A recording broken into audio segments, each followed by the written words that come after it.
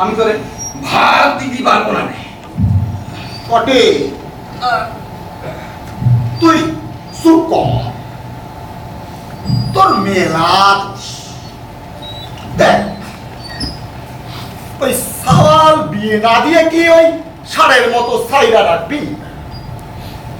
বিয়ে কিভাবে করেছে আগে দেখ। সমাজে যদি তুলতে চাস তাহলে ওই গ্রামের লোকেদের নিমন্ত্রণ করে খাওয়ানো লাগবে, কিন্তু খাওয়ানো লাগবে, না হলে কিন্তু আমরা মানবো না। আমারও তো পয়সা করে গ্রামের কুটুম গোষ্ঠী ভুলে খাওয়াবানি।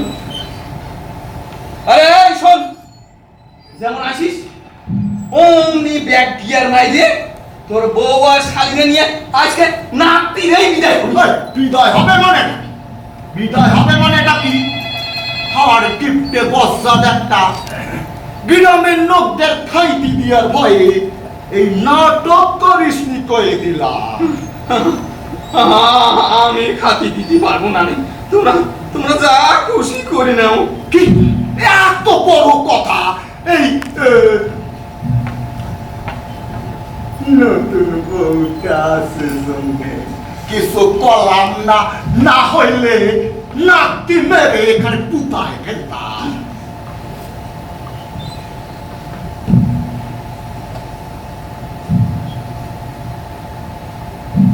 ওই পসা তুই ঢক্ত দেহি এই কোন বাপে তোকে আটকায়? ভক্ত একদম না, ঢুকবি না, ঢুকবি বলে নাটির বাড়ি বাড়ি তোর মাথায় আমি ফাটাই দিব না। একদম ঢুকবি না। এই আপনারা কি শুরু করে দিয়েছেন নাকি? ছাড়ুন, আমি অনেকক্ষণ থেকে চুপ করে দেখছি। আর না, বসুন, যে জায়গায় বসুন। মোড়ল মশাই, আপনি চেয়ারে বসুন। মেসো মশাই, আপনিও বসুন।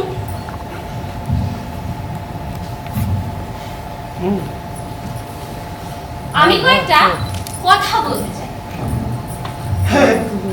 তুমি মাতব্বর নাই কথা কবা? আপনার মতো একজন জ্ঞানী গুণী ব্যক্তি থাকতে আমি মাতব্বর হতে যাব কেন?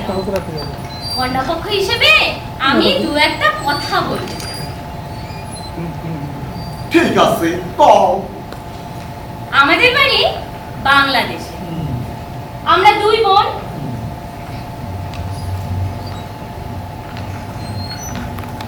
এটা আমার বড় দিদি। আমার বড় মা ওকে খুব ছোট রেখে মারা যায়। তারপর বাবা আবার বিয়ে করে। আমি দ্বিতীয় পক্ষের একমাত্র সন্তান। আমার বাবা পুলিশের বড় অফিসার। আমার কাকারা সব কলকাতা লাল বাজারের পুলিশ অফিসার। মা তাহলে আমরা আরে না না, বসুন বসুন। পুলিশের কথা এত ভয় পাবার কিছু। আপনারা এসেছেন, আমিও চেয়েছিলাম আপনারা আসুন, কারণ আমরা এখানে কোনো ঝামেলা করতে আসি। বাবা ছুটি পায়নি বলে আমাকে পাঠিয়েছে। হয়তো আপনারা ভাবছেন যে এত টাকা পয়সা থাকা সত্ত্বেও কেন আমরা এরকম ঘরে বিয়ে দিলাম। আসলে আমার দিদির একটা পা একটু ছোট, ওর গায়ের রংটা একটু চাপা। এছাড়াও দিদি এক ফোঁটাও লেখাপড়া জানে না, মানে আমার মা শেখানি। ছোটবেলা থেকে অনেক অত্যাচার করেছে দিদির উপর, তবে আমি থাকতে আর কোনো অত্যাচার হতে দেব না। নিজের বাড়িতে সুখ না পেলেও এখানে আমি ওকে শান্তি দেবই। তবে আপনারা থাকতে আমি কোনো আইনি ব্যবস্থা নেব না। তবে যদি না মানেন আমি সেটাও করব। ওটাই করো মা, ওটাই করো। পুলিশের নাটির বাড়ি দোকান খাইলে তবে চা খাবে নি হারামজাদা। তখন বুঝবে কত থানে কত চাই। কি ডাহাত মায়েরি বাবা! আমার সব পুরাস করে ফেলে। বিয়েতে একটা কানা করিও পালাম না, আবার পিন্ডি গিলাইতে হবে জীবন ভর। মেসমশাই, আপনার কত টাকা লাগবে শুনি? আমি কথা দিচ্ছি আপনার সংসার আমি সোনা দিয়ে মুড়িয়ে দেব, তবে তার আগে দিদিকে সমাজে দেব। আচ্ছা মোড়ল মশাই, আপনাদের গ্রামে মোট কতজন লোক হবে বলুন? নাই নাই করে 400-500 তো হবে। কিরা হবে না? হবে, ওই 400-500 হবে। ছেলে বুড়া নিয়ে 400। আচ্ছা আমি ধরেই নিচ্ছি 500। যদি সবাইকে নেমন্তন্ন করে খাওয়াতে হয় তবে কত খরচ হবে বলে মনে হয়? এই এক কান করে মাছ আর দুটো করে মাছের গোলা হলেও এই ধরো এই 1010 হবে। কি রে হবে? হ্যাঁ 10 হবে। ব্যাস এতটুকুই? 10,000 টাকা এ কি করতে নাকি? মেসমশাই আপনি বসুন। মোড়ল মশাই, এক বেলা না দুবেলা খাওয়ানো, দুবেলা খাওয়া। কারণ কেউ বরযাত্রী যেতে পারেনি সেটাও ধরে নিন। আর মাছ হবে না? কি হবে? মাছ মাংস দুটোই, দুটোই হবে। আর রসগোল্লা দুটো করে নয়, যে যত পারবে তাই। মা তুই তো পাগল হচ্ছিস। একটা রাক্ষস খালি তোরেও খেয়ে, তুই টাকা কয়টা আমার কাছে দে। কটি তো চুপ কর বল। মায়া কোনতে আসছে কিনা জানে। এই কটে কোনটা গেলি রে? কটে কতরা যাবে খুড়া? সে তো আজ সকালবেলা চলেই যাচ্ছিল।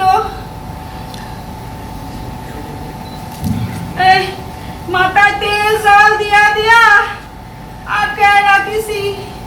এতগুলা টাকা সত্যি আর সত্যি পারে?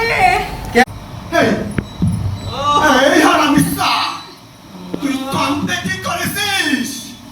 হ্যাঁ কান্দে কি করেছিস? কান্দে না ধরিয়ে নিয়েছিলি? হ্যাঁ আবার কাসু নমস্কারি। তুই আমার কাজ করলি কেন? করলি কেন? দাদু কথা কয়ো না দাদু। তোমরা কাল রাত্রে তো ভালোই ঘুমাইছিলাম, সারাটা রাত কি অবস্থা করেছে আমার শালি।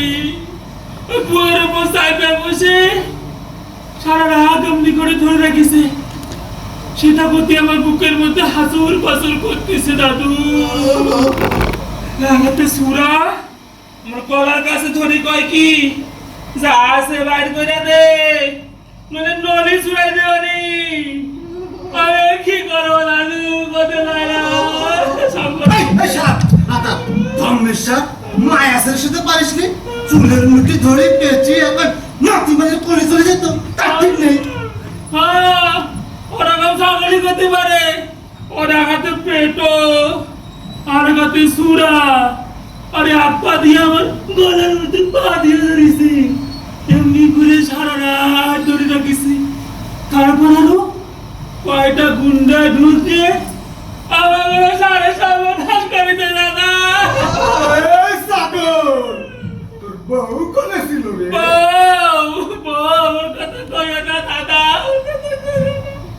ও ছুরি থেকে আগে দাঁত ভাঙছে মরিছে দাদা। আমার উপর রামদানি ছিল। আরে কবে যে করলি? উঠে তো শালি। শালি কি আর কইছি দাদা,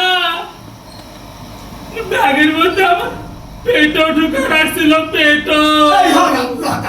তাহলে তুই ওরা আনলি কেন?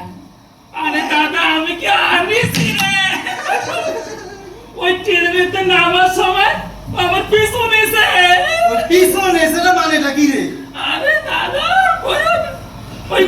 মধ্যে নাম শুনেছে, তারপর আবার বিয়ে করেছি, ভাবিছে কত কিছু না পাবে না।